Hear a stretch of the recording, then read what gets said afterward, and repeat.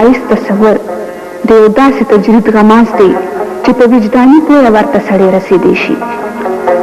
د هغه د خیال جمال په داسې ذرو کې خور اور دی چې یوازې د هغه وجدان یې راټولولی او یو ځای کولی شي.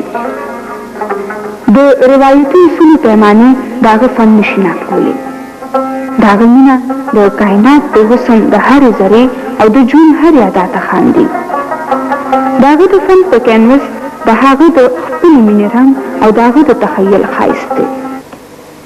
ښه شاعر هغه شاعر ته وایي چې هغه د خپل زړه احساسات او د هغه باندې څه تېر شوي د هغه تجربه هغه په خپلو الفاظو کې او واچوي او هغه د بل سړي په زړه کې عمومي کیفیت پیدا کړي چې دلته مینه د انسان په فطرت کې د ازل ناغږلې شوې ده او د غني خان په خیال مینه هغه بنیادي وصف دی چې له کماله جمال زیږیږي. حسن و جمال تر هغې ناقص دی چې تر څو د مینې د سترګو په نظر کې نه وي راغلی. دا مینه ده چې ځان ته حسن پیدا کی او بیا ځان د دغه حسن تلاش او حصول ته وقف کی. دا یو فطري تقاضا ده. د ژوند د حرکت سببم دا مینه ده او د دې حرکت اصلي غایت د هغې جمال ترلاسه کول دي کوم چې د مینې د فطري جذبې مقصد دی. اوس انجور کې بیا پیشي مینه مینه مینه لیوانې ده لیوانې ده مینه مینه اوس خو مینه جوړوي. په دې کې هغه یو شی وختي مې تا ته ور وکړه چې حسن مخکار کېدو له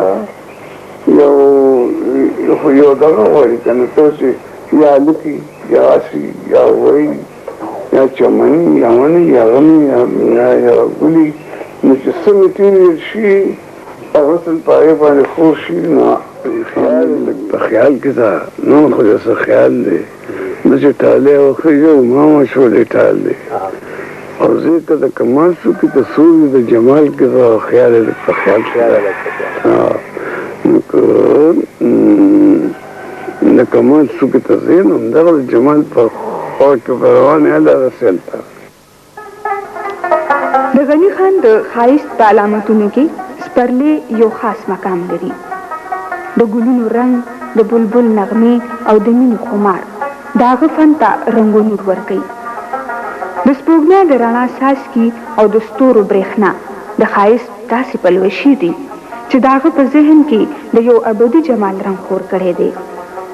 هغه چې د خپل خود او بې خدای رنګونه وشیندي نو د هغه د خیال سپرلی ما ته ښکاري هغه جانانه زه هغه سره مینه کوم زه هېڅ شی دا نه منم چې ما دوزخ ته بوځي انا دا منم چې بل سړی به بوځي دا څومره بالکل ګوره ما یو شی لیکلی د لیوانو مجلسه یو یاره وره دا اصلي نص د قرآن دی نشته عاشقان له دوزخ او سزا نشته او دا پرې نه پوهېږم چې جانان دی که رحمان دی خو خوږو سترګو کې اورونه بلا نشته بل بېشکه چې دا زه ځای کې دی نه شي څنګه به یوځای شي چې یو اور یو بلي جانان او لغمان او اور او سقر څنګه به یوځای شي. غني خان د ژوند مقصد د یو داسې جمال لټون ګڼي چې هره تیاره د هغې په رڼا ورکه شي. دا جمال او دا ښایست د هغه د ارمان منزل دی. د هغه خپل ژوند په دغه تلاش د یو مسلسل سفر لاره ده او د مسافر او لاروی دی. هغه د ژوند هره مایوسي د جمال رڼا او د ښایست په مشال یو روښان امید ته راولي او دا امید د جمال د یو ابدي مزل مقصد دی. که دا امید نه وي نو ژوند بې نوره کېږي. هر نور او هره رڼا د هغه د امید د سبا زیری دی.